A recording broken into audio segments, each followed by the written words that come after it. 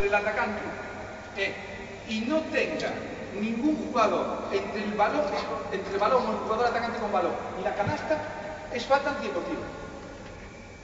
Entonces, los entrenadores, en este caso, que sean listos y si quieren provocar ese tipo de jugadas, que hagan lo que se llama el balance defensivo, que obliguen siempre a un jugador a estar en la posición de base, que no vaya todo el mundo al rebote, que obliguen a estar un jugador en posición de base, que se retroceda cuando inicie un contraataque y que otro compañero haga la falta. Eso es lo más normal para que no te piten falta en ataque, falta antideportiva en esta situación. ¿Vale? Entonces, creo que es claro. Ahora, ¿cuándo decidimos que está en contraataque o no está en contraataque? Todo contraataque empieza cuando un jugador coge carretera, intentando salir con el balón, y yo considero, y vamos a considerar los árbitros, que termina cuando el jugador está en acción de tiro. Considero ya que es un lance del juego. ¿Cuándo se considera como un jugador está en acción de tiro? Cuando normalmente está ganando abdominales, con las dos manos agarrando el balón, sosteniendo, inicia el proceso de acción de tiro. En ese momento yo considero que ya no es una falta en contraataque. Con lo cual, si tú intentas jugar el balón, consideraría que es una falta en defensa. Si no intentas jugar el balón, falta en tiempo tiro. Pero no por anular. No lo puedes ni intentar robar.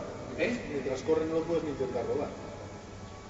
Porque como lo roces es falta antideportiva. Si no haces falta, tú puedes intentar robar. Intentar robar tú puedes intentar jugar el balón siempre.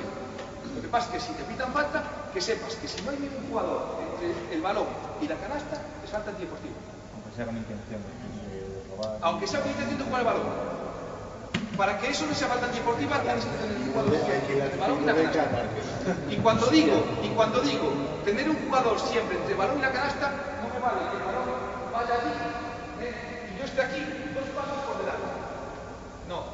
Se supone que aunque no esté justo en la trayectoria de la línea recta entre el balón y la canasta, más o menos que pueda estar ahí y que pueda llegar con una ayuda. ¿Vale?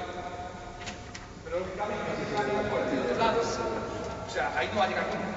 Con lo cual, falta antideportiva. ¿Vale? Siempre que la falta la haga por detrás o lateralmente. Porque si está por delante, lógicamente está en una posición de la defensa. Con lo cual, estás vendiendo normal. Ahora diréis vosotros, ¿cuándo le está haciendo? Es que, claro, viene por aquí y yo le estoy intentando robar aquí. Sí, pero es que si tú le robas por aquí y el tío está por aquí, ya no estás de frente.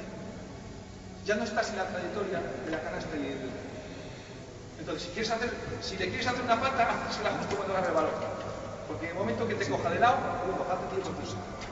O sea, como te rebasan, en el propio regalo cuando te rebasan, como le toques de lado, es falta antideportiva. Toda falta que provoques lateralmente o por detrás, falta antideportiva.